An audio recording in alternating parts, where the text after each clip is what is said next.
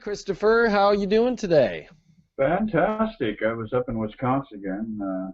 I'm staying with my kids for a while down in Chicago, so I made the run up north and encountered bizarre traffic and new moon energy everywhere. I think this new moon that we just made the passage through has got people energized, but at the same time a little bit confused. They don't know where to go. They don't know what to do. Yeah, and Mercury finally getting out of Cancer adds to this spark, and Mercury's now really in Leo. Like, should we have fun? What should we do here? Let's look deep down and let's have some fun. And so things are going to just keep picking up day by day, and especially, I mean, it looks like as you and I have really observed this week from afar. This is really things starting to move ahead, move forward, and then we actually have a really crazy August. So this is a big warming up week to some really powerful energy. Yeah, and I think it's going to be an interesting kind of dividing line. I see a lot of people having to make a commitment. All the passion of Leo, and then whenever we have a new moon, it carries over for the next 14 days, and so that union of the moon sun in Leo with all the passion, all that emotional energy, and the moon getting ready to move into Sagittarius, Uranus still sitting up there in Aries. So we've got a very fiery kind of prevailing energy for the next 7 to 10 days. And I think that people are going to have to follow their passion, follow their heart, follow their desires, and get out of some of the old ruts and routines. It's a good description, especially as this weekend Mercury's starting to square Saturn in Scorpio, and it comes down to fixed energy, Scorpio, Leo, which are the most intense, I'd say, of the fixed energies, squaring off. And Saturn's been anchored here to have us come into this passion, to go deep to our emotions and really feel out what we desire. And we've got Mercury here wanting to have fun, which comes into a square, which I think this weekend's going to be a lot of fun for people. And I think it's through having fun that we can start to discover maybe what isn't so fun about our lives. Maybe we want more. I think that we're going to start to have to feed into this hunger. Saturn in Scorpio is forcing us to feed the hunger and find out what's getting in between that. And I think we get that news. I think that we're going to get that news. Absolutely, yeah. The interesting thing with Saturn's position, Saturn is now advancing, starting to head in a forward motion, and we're going to be seeing the moon catching up with Saturn. The moon right now is sitting down there in Virgo, where everybody's going, well, it's time to dust the shelves and clean the corners of the kitchen and that sort of thing. But as the moon moves through Libra and then enters into Scorpio, it's going to activate the tail of the dragon one more time. And we're going to see that South Node combined with Saturn's energy get a little spark from the moon. And that's going to be something that will feed even more energetically into the intensity, the passion, and of course it'll be sparking things in Leo at the same time. So we're going to see a lot of karmic kind of payback coming back around this next week. So for those of you who feel like you've got unfinished business, I would say tidy up things. Because if not, that tail of the dragon does like to exert pressure on getting the details of your life straightened out. Yeah, there's a lot of energy that's building this weekend into that Scorpio energy, because the moon, as it comes into Libra this weekend, is going to activate this cardinal cross. I mean, really, if you look up now, we got Jupiter and Pluto opposing, and now they're both squaring Uranus and Aries, and then the moon comes into Libra, and it's going to be opposing Pluto, squaring Mars, squaring Jupiter. So this weekend, as we're here to have fun, right, this new Leo energy, the Mercury here, and now it's squaring Saturn, I think this weekend gives us this really weird, like, oh, wow, like, where do we need to start over in our lives? Where should we where should we grab some traction? Because I think a cardinal cross to me is always like the pressure to move into a new energy. And I think that we become more pressured, like no more can we just be confused anymore. No more can we feel stagnant.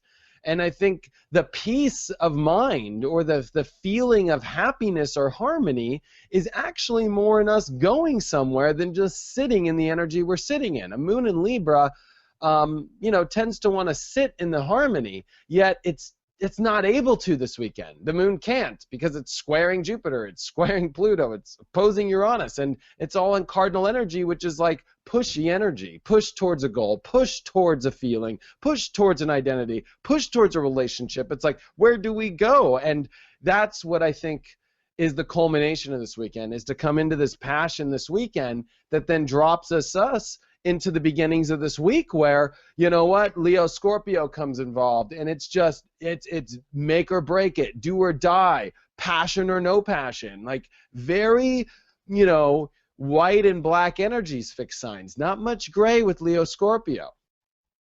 Exactly. And the interesting thing is that, we've still got Neptune sitting there in Pisces, even though it's still in retrograde position. It's going to start, getting ready to go direct. And again, it's hooking into that Saturnian energy. And we've got good old Chiron still bouncing around retrograde in Pisces. So once again, you're going to have this kind of obscurification.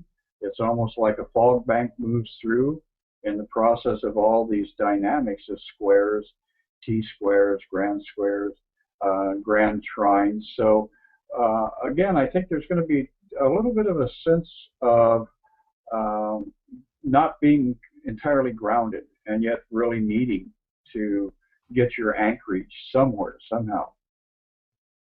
Yeah, that's needed. A lot of that Earth energy is about to leave as Venus is on her last week in Virgo, which I'm going to be honest, I think Venus is kind of happy to get out of Virgo and get back into Libra here and get home, because Venus has been at its fall. And I think this week is about getting things necessarily together, like you say, almost like getting rid of any loose ends.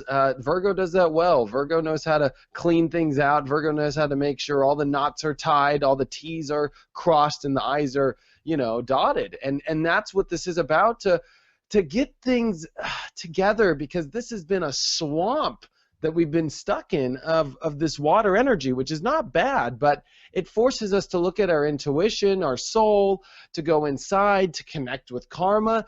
Karma sometimes is in a traffic jam, I think, because there's so many angles of how karma can affect your life and the other person's life and this thing and that thing, that there's a lot of traffic jams trying to break up as we're now building towards the big T-square. To have Jupiter, Pluto, and Uranus T-square like this for the next couple weeks, very rare to have. And it's happening in cardinal energy, which is new beginnings. I mean, anytime you're in cardinal signs, these are new beginnings. This takes courage. This takes strength. This takes action, and it's all squaring. And it's like, what are the moves you're going to make? And I think that's what this is. It's been a never-ending cycle of this, but it's starting to get to a culmination point. It's starting to finally get to a peak, and restlessness, I think, will keep building as well. Yeah, absolutely. And the word I got as you were dialoguing there was the word determination. I think that this kind of squaring energy is really going to cause people to either become very determined or to just abandon things completely, entirely, and walk away from them. And again, that feeds into the karmic cycle. So it's going to be interesting to see if people over the next 2 weeks end up making radical changes in their life, abandon some of the old vision that they had, and start searching for something new to commit to. But I have an interesting question for you here. Now, looking at the chart as it continues to advance, as we get these squaring energies in position, what do you think about kids being born under these influences? Hmm. Do you see some very powerful leaders coming into this realm of consciousness because there's so much tension in the heavens, and it's going to create very strong and very committed souls who are going to really push and try to create some kind of significant transformation on the level of human consciousness. Well, I'll use a good example. It's funny that you bring this up. I was thinking about this in the car today, that anybody born in the next 2 weeks, especially in the Leo energy, is kind of thankful, because the Leo energy as it came in at the beginning was, very sluggish, and we had Mercury retrograde, and, it's interesting to see these next couple weeks here, especially these Leos, is pretty powerful because of this big Pluto-Uranus square and Jupiter now, and it's a lot of that, yes, that tension, but more importantly, if we look at the past, the people who were born with Pluto and Uranus squared ended up being also in their 30s at the peak of their lives in the 60s, which was the 60s revolution, you know? Right, So a exactly. lot of these people, and it might be interesting. I have never looked at Martin Luther King's chart and looked at his Pluto-Uranus energy. But these also were the times where people that were born around this kind of energy kind of came out and created the Wild Child 60s movements and the breaking apart. Of course, that was also more Pluto-Uranus energy of a conjunction then, but we can start to see the signals of what's happening right now. Is this is a time of extreme change for a new age. I believe that this is like new age energy, and so it's going to take these people who are going to have to frustrate themselves or find ways to step over any confrontations of taking action, because you're right. I mean, this is a time where people are either going to ditch it or put everything into it, and especially when you add Saturn and Scorpio in the mix. I mean, and I have Saturn and Scorpio. I know all about determination to the road. Saturn and Scorpio gives you like extra power to get to the top because it's the desires there. It doesn't need food. It doesn't need water. Saturn and Scorpio is like, I'll die for it. It's like, how does that person have superpower strength? Saturn and Scorpio usually. And so and when you combine it with all this power, and especially because Saturn's still trining Neptune through all this. So you're right. There is some powerful leaders being born, but I think that these leaders, it's not easy leadership. It's not like somebody's just born into a family and they become a leader. I think that's going to be that the new prince, that new baby that was born's lesson is, going to have to leave the way that the family's always done it. And if you're going to be a leader, you're going to have to be kind of the people's leader in a new way. And I think that leaders that are going to come into this energy are going to have to, like, it's almost like their struggles make them leaders. Kind of like how Martin Luther King went through struggle to become a leader as well. Oh, absolutely, yes. And the thing that's going to be really interesting about this, and I hope I'm around in another 30 years to watch these kids come on board, and who knows, the way my life works, it could very well happen. But the thing that I find very interesting is that the kids born right now are very, very much hooked into the U.S. chart, to the United States natal chart. And so they are going to be taking America in an entirely new direction, and they're going to be creating a revolution that has the potential to be transformative, and that first step into a denationalized planet. And I think that that's really what a lot of this interaction between the planets is all about, is getting us past creating arbitrary lines that cannot be seen from space, cannot be seen from the moon, because they exist in our mind only. So some of those barriers in the next 15 to 25 years are going to start collapsing, and we're going to see nationalism start to go into a process of decay, and ultimately a unified consciousness, a one world consciousness begin to emerge. And who knows, it could involve aliens coming through and giving us a threat like in an Independence Day. I mean, there are a lot of different ways that this can play out, but the stars are predicting some very, very powerful transformations for America and for the vision of what the world needs to do to take the next step. Yeah, I've been saying that this is getting over first world problems. because it really is. I mean, Cancer energy, which I think we have to look at Cancer, especially because so much energy's been through here, and we've got a big lesson here with Jupiter. We had the big Jupiter Mars conjunction here. We have Black Moon Lilith here.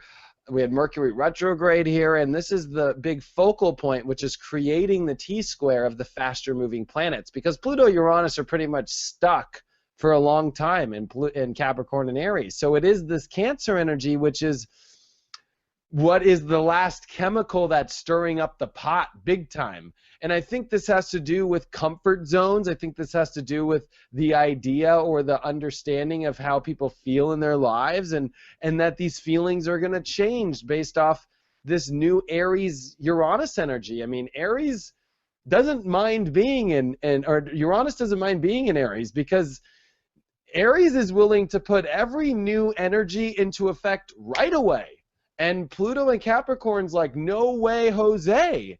And that's Right. why this is just very like intense, warrior energy. It's like in that movie, The Patriot, how the war comes in the front yard of your house and then it leaves. We're all having that war come into our personal comfort zones and rearrange these things, and whether it's globally or individually or collectively or worldly, we're going to have to almost feel comfortable with a couple ricochet bullets that go through the house. Oh, that's normal. There's a war outside, It becomes normal. It becomes like a zombie plague where you become so used to the zombies, you're just like, yeah, be a little quieter. Right.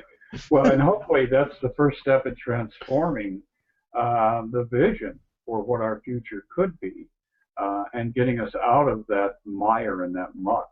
One of the things that I've always noticed about Aries people, and I feel very much that it is associated with the whole image of the sign of Aries, is that Aries can be very, very naive, and they have this innocence about them that I find very fascinating. Now, when you add Uranus with that desire to be spontaneous, that desire to take action, and that desire to be counterculture, to go in a different direction than everybody else around you, you find that Aries energy can take that innocence and act on it and actually create a new paradigm. So that Uranian energy in Aries right now is feeding into that Jupiter energy in Leo, and of course with the moon, we're going to see the moon moving into Sagittarius. We're going to see more and more of that kind of an interesting, change, a desire for new energy, a desire for new vision coming through, and it's born out of this very innocent space. So it's within all of the potential for chaos, there still is something trying to open that comes from the heart, which I think is very exciting. You were so right.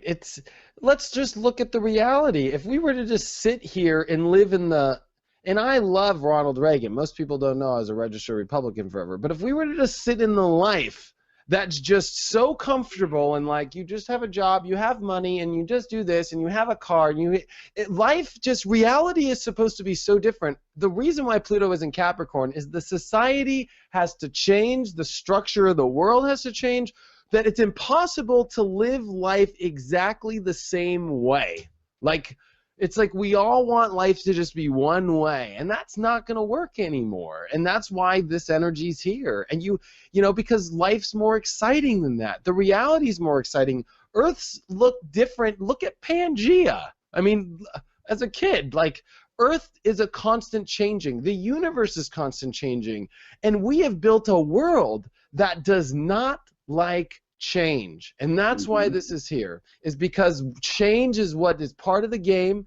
And first world problems are that we've gotten too comfortable and no change.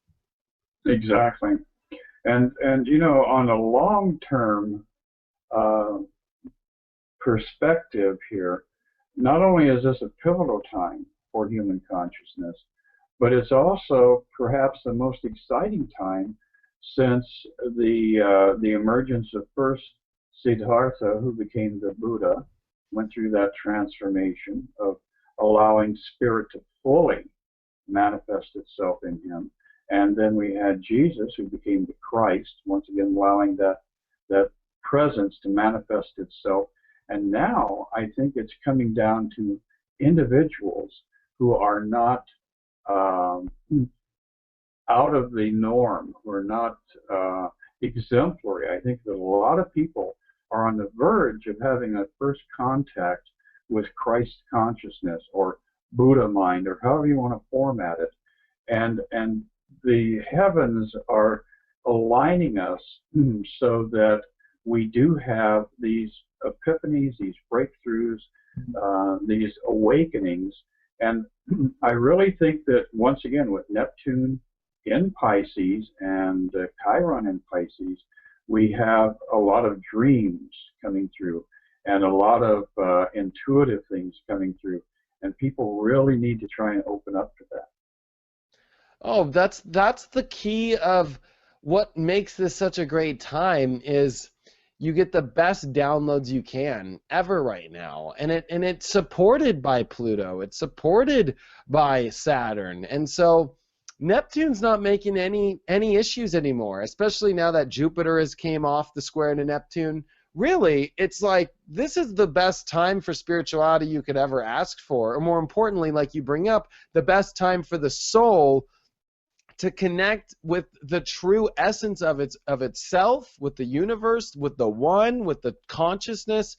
That it's also a time, though, to be scary because you'll see somebody completely offline or completely zombie-like unconscious as well. That's the fine line of those two fish. You know, there's one side you're going to have it all the way, and the other side is not. And I think that's what makes this such a unique time is while you have everybody swimming in the pot spiritual and conscious, you also have the other pot, which is blowing up people in Boston. And it's just like it makes for a wild change in the reality because you have the ability to access all the power, or you have the ability to close off all the power. And that's where this makes it so unique and so special of a time. And that's the way that the universe wants it to be, I think, that's what makes it interesting. Yeah, and that's what's bringing us back home, really, is that we have to see the horrors that we are able to manifest and recognize them for what they are, and then realize, oh, we have to take responsibility for this. This isn't something that somebody did to us. We collectively allowed this to happen. So that really is the direction, again, that the planets are trying to move us toward, is that realization that nobody is a victim, ultimately, that we're all participating in this grand dualistic process in order to get us to realize we need to accept each other and embrace each other and love each other and carry each other through the rough times so that we can arrive at a period where there really is a higher state of existence manifesting all around us. So anyway, David, I know that we've still got people listening who are wondering, well, am I going to get rich or am I going to get laid? And especially this week. Right. So what are you seeing in the chart coming up over the next 7 days as far as just those mundane needs and desires that people are out there trying to attain or trying to avoid, one or the other? Well, especially with Venus leaving Virgo this week, you gotta, I'd say, watch your cash right now. I wouldn't make any drastic investments right now. I would definitely find ways to make things happen. With Venus and Virgo, I don't know if you've ever met a Venus and Virgo, but they know how to take this card, my air conditioner remote, and make something out of it. That right now in your life, that you can be abundant, but it's not going to be in grand or lavish or, these things that you think that, I need to invest $500 and I'll make $1,000. Like, these things are not really working right now. That we're having to take the resources you have in your life to make the money, and this week really puts you to the final tests. And then Venus comes into Libra here. And, I think that this is going to be about building the right partnerships if you want to make money. And especially as Mars is about to leave Cancer here in the next couple weeks, I think when it comes to money and sex, two things people love, things are going to switch here, but we've still got a couple weeks left, and Venus is about to be really poorly aspected here in the end of the month. So I think when it comes to finances, when I think it comes to relationships, when I think it comes to sexual activity and so forth, I think we're at kind of a weird place, not a normal spot. And so we're going to have to ride this one out, folks. You know what I mean? Like, that's just the honest truth. I think that, if you apply your skill sets for money right now and be more practical and take more of a grounded approach, you'll see more end results opposed to heavy risk or, selling big deals. I don't think this is about big deals. I think this is about accumulating a lot of deals or, really using your inner resources, your practicality like you never have before. Yeah, it's definitely a configuration that demands endurance, and it also is probably going to create a lot of pandemonium, I would say, for a lot of people, because they're going to have to finally address the career change or the lover change or the roommate change or however it's manifesting in their life. Venus, as it's getting ready to leave Virgo, is going to have a little bit of a kick. It's going to have a little bit of an edge, and it's going to bring things down to ground zero. It's like, do you do or do you don't? You're going to have to make that decision. So I think there are going to be people making career changes throughout the last half of August into September, and I think that there are going to be a lot of people who are going to change partnerships too. Big time. And you know what? Venus in Libra does not like to make decisions. And then when it's opposing and squared and in a cardinal cross, it's like, oh my gosh, you're dealing with everything, and you're dealing with what the most? Emotions. I mean, there's just a field of emotional energy out there right now. And this isn't about mental energy anymore. We think it is. But the truth is this is about comfort levels. This is about balls. Yeah. I hate to say it. This is about courage. This is not about thinking about it anymore. There's nothing to think about. This is just whether or not you have the passion enough, the drive to just do it. And that's what we're building up to. And if you want to make money right now, and I think sex is going to get a lot hotter once Mars moves into Leo and does, some great things there. But I think it's difficult right now in Cancer as this has been a lot of water, a lot of emotions. People don't want to have sex if they're not emotionally there right now. It's just, it's not. Yeah, it's an overload of emotions. Yeah. It's almost like having the morning after regrets before you even get involved with that person that you meet at the bar or whatever. So it is kind of a rocky road for people on that level, but it opens up in September. Things get a lot better. So it does. So what do the cards say? Yes. Well, first card up as we're moving through Friday. Once again, fiery energy, and it's coming from a feminine kind of yin-yang polarity here. So we're going to see people kind of doing the spark over the weekend. Unexpected, unanticipated emotional responses, reactions. Don't flip people off in cars on the freeway, because you never know who's carrying a loaded pistol. So, but at the same time, with that fire energy, there's a lot of rewards that you can win for yourself. Then, as we come out of the weekend, it's all about that family energy, the Ten of Pentacles, creating a sense of bonding and unity within the home. I think this entire week is going to be very good for families, and people are having birthdays, people are getting married, that sort of thing. The energy is going to be right there, spot on for them if they're working for the family unit or for the greater vision of creating a family, creating a heritage for themselves. Then, toward the middle and finally the end of next week, it shows endurance. This is the Nine of Rods. This is like, well, you got to slog on through until the gate opens. And this is probably that period when people are going to start really making decisions about where they want to end up. Is this career right for me? Is this job right for me? Is this relationship right for me?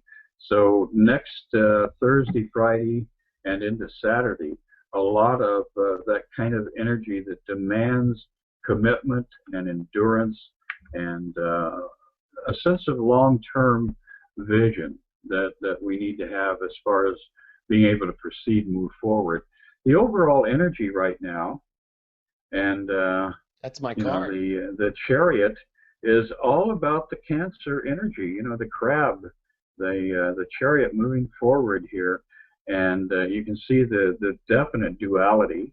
You've got the white horse wanting to go one direction. You've got the black horse wanting to go an opposite direction, and yet somehow by unifying them, by putting harnesses on them, you get forward momentum. And that really is what this week is all about, is trying to unify the yin yang, the different levels of polarity, and then you're going to see the doors open up and you start to advance.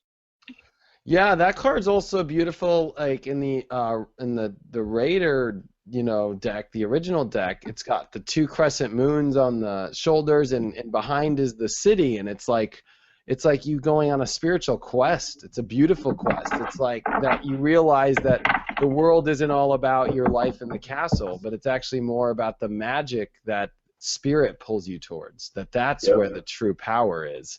So I think that that's part of this whole way to end this journey, right, as we talk about this week. It's funny, I predicted my horoscope for the weekend and the week. It's actually a great time this week. I don't think there's a lot of pitfalls. I don't think there's a lot of like crazy bad energy or anything like that. I think that this is just everybody warming up to what they really want inside, like you describe, and it's a magical journey. Even if things are ending, that's part of the magic journey. That's like what's so cool about it. And so I think this is wonderful for us to get excited for the new energy that's on the horizon, because, wow, this is going to be an exciting, from here on out until the end of our lives. I think from what I've seen in the astrology, we signed up for extreme, rapid, fast evolution that never gives us many breaks.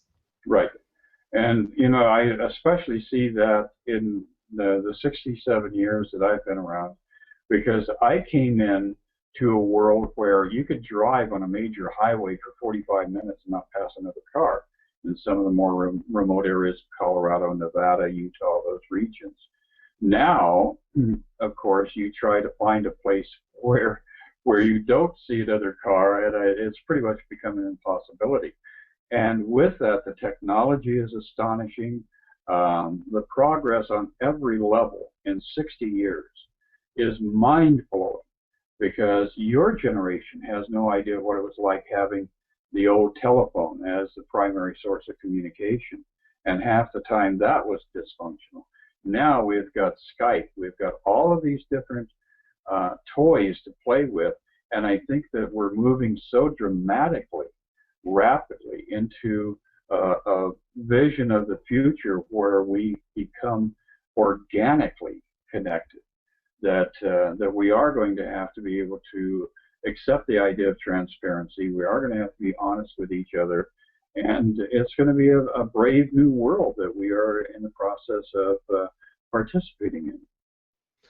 It is crazy times. It's exciting times because we are getting closer to our real home. It's funny that once you're at home, though, of that spiritual life, it's almost like it's so unified that the reason why we have this reality is we want to experience this individual life. So then you come back down here and you experience it. Now we're moving back towards that. So it's like every day that goes by, we have to unify more and unify more to come back to that energy again.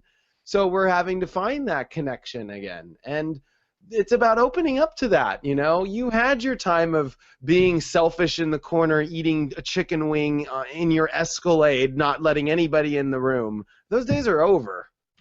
Yeah, absolutely. Absolutely. The walls are going to come down, just like in Jericho. Be careful of those fried chicken wings, especially from KFC. I don't even know if they're chicken anymore. And that's where we're at in our reality. Like, would you really go eat KFC when you know that it's not chicken? I mean, it's crazy times. Yes. Well, It has been a wonderful discussion once again, and we definitely do want to invite people to leave feedback and to share our videos because I think that some of the thoughts, some of the ideas are going to be useful and empowering as we continue to move forward. I agree, Chris, and thank you everybody out there for joining us every week. And we're glad that we're back in the groove. And make the most out of this week. Get ready to go in your truest passion, your truest happiness. We're about to finish up Leo here, and you got Mercury here. It means it's a message of good news if you're willing to shine your brightest and look in the mirror and remember why you're so special. So Absolutely, yeah. Well, the big thing is to get out there, share the love, and pass the love around because that's what makes the world go around. boom. Yes. Well, thanks, It was, Chris. yeah, it was a great evening, and I look forward to next week because even more powerful things are lining up. It just gets better and better. I know. I can't wait to see what this T-square does, and we're building up for that. So, Absolutely. all right. Thanks, buddy. I'll talk to you soon. Take care. Bye. Bye.